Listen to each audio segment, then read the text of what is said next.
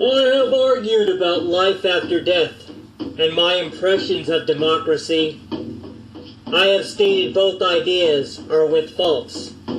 Life with democracy is not perfect, but it is better than all else offered.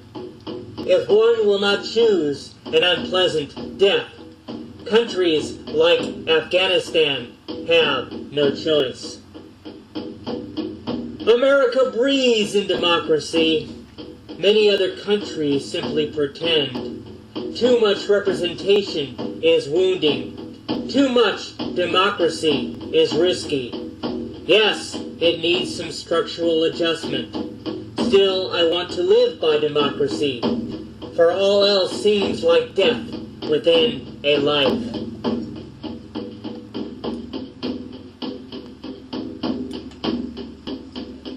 I wonder if we have wounded standards, turning democracy into parties used by Democrats and Republicans until fruitless and drained of its meaning, turning into dodgy institutions where free market maximizes profits. I wonder how to reverse this process.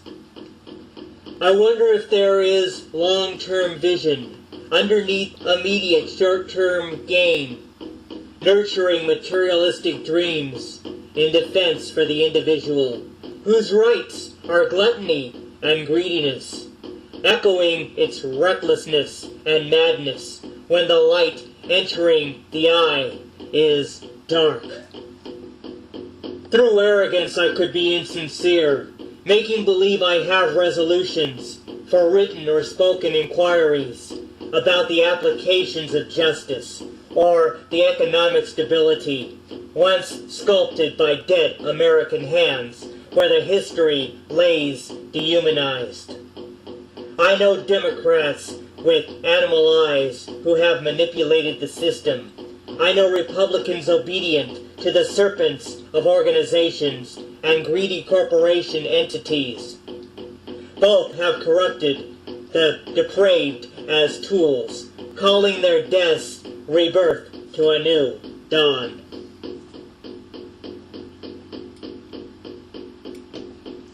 I have walked where despair grows with my scorn, while watching other countries grow weaker, by sabotaging the weaker nations, then stealing the wealth of the Arab world to preserve a lopsided status quo in poverty, death of other countries, claiming life after death would be better.